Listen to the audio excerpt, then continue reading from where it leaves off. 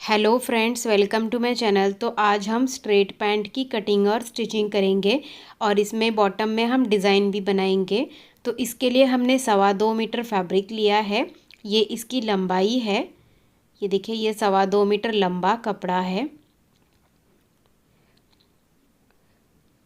और ये इसकी चौड़ाई है। तो चौड़ाई में हमने इसको डबल फोल्ड करके रखा है। सबसे पहले हम फ्रंट का पार्ट कट करेंगे। तो यहाँ पर हम 2 इंच पे मार्क करेंगे और स्ट्रेट लाइन ड्रॉ करेंगे। तो ये हमारा बेल्ट के लिए होगा। इस तरह से बेल्ट फोल्ड होगा हमारा। उसके बाद हमें लेंथ लेनी है। तो रेडी लेंथ है 37 इंच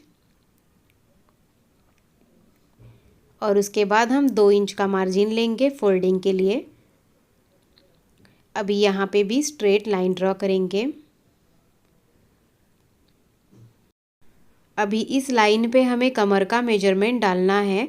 तो कमर के लिए हमें हिप का मेजरमेंट लेना है। तो जितना भी आपका हिप का साइज़ है उसको 4 से डिवाइड करना है और उसमें 1 इंच की लूजिंग ले लेनी है। तो मेरा हिप साइज़ है 36 इंच, उसको 4 से डिवाइड करेंगे तो वो आ जाता है 9 इंच, प्लस 1 इंच लूजिंग लेंगे तो वो आ जाता है 10 इंच। तो यहाँ पर मैं कमर ले रही हूँ 10 इंच पे। ऊपर स्ट्रेट कर देंगे। अभी यहाँ से हम आसन लेंगे क्रॉच लेंथ। तो जितना आपका हिप का साइज़ है उसको 4 से डिवाइड करना है और उसमें 3 इंच ऐड करना है। तो मेरा हिप साइज़ है 36 इंच, उसको 4 से डिवाइड करेंगे तो वो आ जाता है 9 इंच, प्लस उसमें 3 इंच ऐड करेंगे तो वो आ जाता है 12 इंच। तो आसन आ गया मेरा 12 इंच का।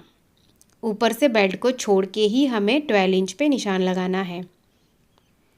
अभी इन दोनों पॉइंट्स को जोड़ देना है।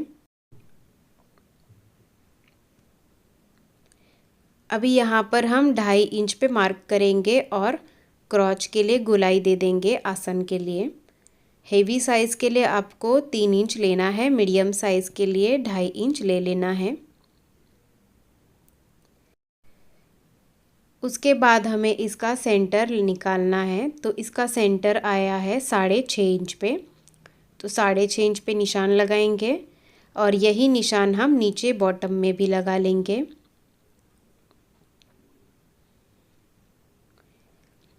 अभी हमें बॉटम राउंड लेना है। तो बॉटम है 6 इंच, तो यहाँ पर 1/2 इंच इस तरफ लेना है और 1/2 इंच इस तरफ लेना है। मतलब 6 का हाफ हम 3 इंच इस तरफ लेंगे और 3 इंच इस तरफ लेंगे। इस तरह से हमें बॉटम ले लेना है। अभी यहाँ पर भी हम सामने निशान लगा लेंगे। उसके बाद इस निशान को हम यहाँ पर जोड़ेंगे और इसको यहाँ पर जोड़ेंगे। तो इसके लिए ये हमने स्केल ली है। तो इस तरह से रख के हम इसको जोड़ेंगे।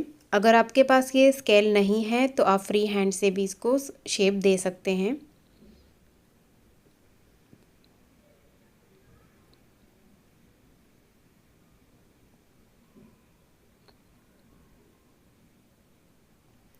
तो फ्रंट पार्ट की मार्किंग हो गई है। अब हम इसकी कटिंग करेंगे।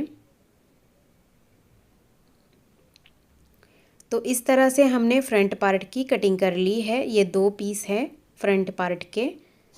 अभी फ्रंट पार्ट को साइड में रखेंगे और बैक पार्ट के लिए हम कपड़े को वापस 2 फोल्ड करेंगे।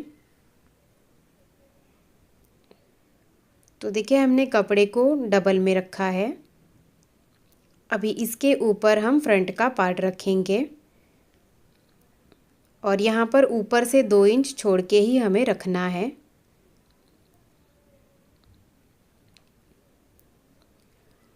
अभी ये वाली जो साइड है ये हमें ऐसे ही मार्क करनी है, इसमें हमें कोई भी चेंज नहीं करना है।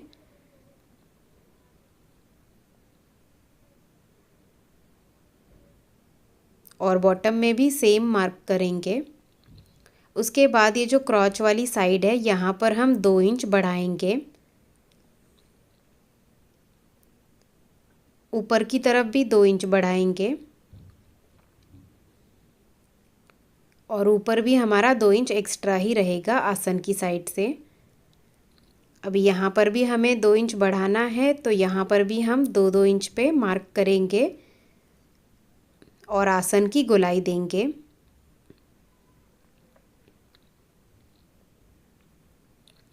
अभी नीचे की तरफ भी 2-2 इंच बढ़ा लेना है।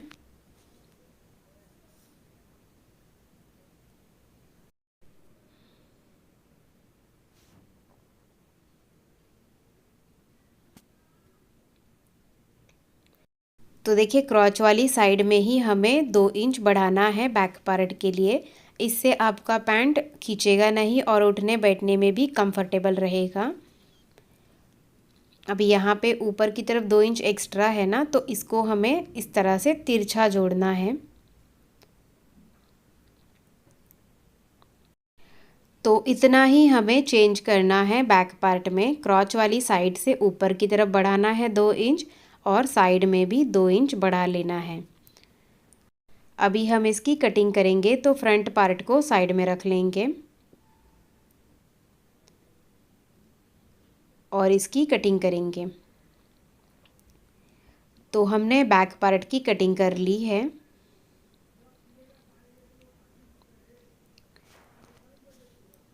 तो ये हमारे 2 पीस है बैक पार्ट के और ये फ्रंट पार्ट है। अभी स्टिचिंग करेंगे तो दोनों पार्ट्स की सीधी साइड हमें अंदर की तरफ रखनी है और आसन में सिलाई लगानी है। यहाँ पे भी सीधी साइड अंदर रख के आसन में सिलाई लगा देंगे। तो हमने आसन में सिलाई लगा दी है। अभी इसको ओपन करके रखेंगे और इसके ऊपर फ्रंट का पार्ट भी रख देंगे। दोनों पार्ट्स की सीधी साइड हमें अंदर की तरफ रखनी है। तो देखिए सीधी साइड अंदर की तरफ रख दी है हमने। उसके बाद हम सेंटर में सिलाई लगा देंगे। तो हमने सेंटर को स्टिच कर लिया है।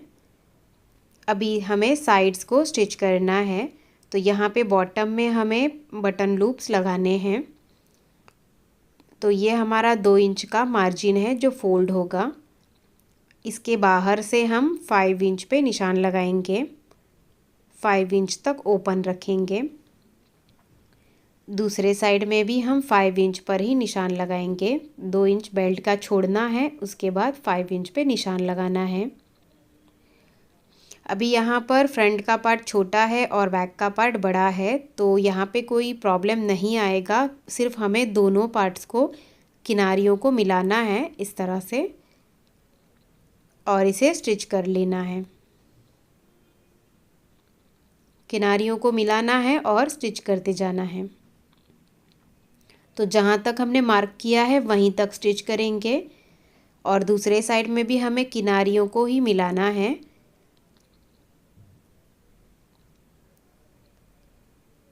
और जहाँ तक हमने मार्क किया है वहाँ तक स्टिच कर लेंगे। तो हमने दोनों साइड को स्टिच कर लिया है और इतना ओपन रखा है हमने दोनों साइड में। तो अभी हमें लूप्स लगाने हैं, तो इसके लिए ये हमने डोरी बनाई है। इसके हम 2.5 इंच के पीसेस कट कर लेंगे। तो ये हमने पीसेस कट कर लिए हैं। अभी पैंट को हम सीधी साइड में टर्न करेंगे तो लूप्स लगाने में आसानी होगी। तो इस तरह से सीधी साइड में टर्न कर लिया है। अभी ये हमारा बड़ा साइज़ है, मतलब ये बैक का पार्ट है, तो यहाँ पर हम बी करके मार्क करेंगे क्योंकि हमें लूप्स बैक पार्ट में ही लगाने हैं। यहाँ पे भी ये बैक है तो बी करके मार्क करेंगे। उसके बाद हमें इसको इस तरह से बीच से खोलते हुए रखना है।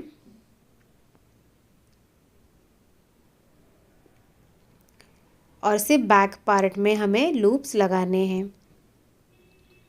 तो इस तरह से इसको फोल्ड करते हुए हम स्टिच करेंगे।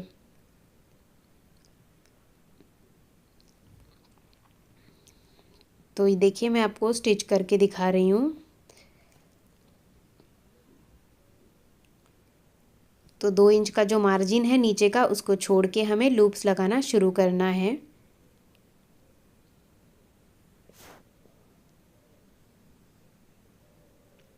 तो हाफ इंच की गैप से हम लूप्स लगा लेंगे। तो जहाँ तक सिलाई है वहीं तक हम लगा लेंगे।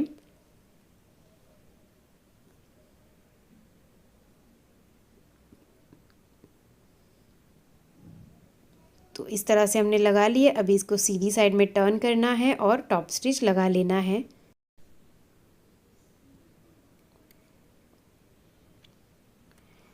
और ये जो दूसरी साइड है मतलब फ्रंट की, तो यहाँ पे भी हमें हल्का सा डबल फोल्ड कर देना है इसको। तो यहाँ पे कोई भी एक्स्ट्रा पट्टी लगाने की ज़रूरत नहीं है, एकदम फिनिशिंग के साथ ये हमारा रेडी हो जाएगा। तो देखिए इस तरह से ये हमारे लूप्स लग गए हैं। बाद में यहाँ पर हम बटन लगा लेंगे। तो लूप्स के सामने हमें बटन लगाना है और इसके अंदर लूप को डाल देना है बटन के अंदर। तो इस तरह से हमें बाद में बटन स्टिच करने हैं। अभी हम इसके बॉटम को फोल्ड करेंगे। तो बॉटम में हमने 2 इंच का मार्जिन छोड़ा था, तो हमें 2 इंच का ही फोल्ड करना है। इस तरह से हमें इसको फोल्ड कर देना है।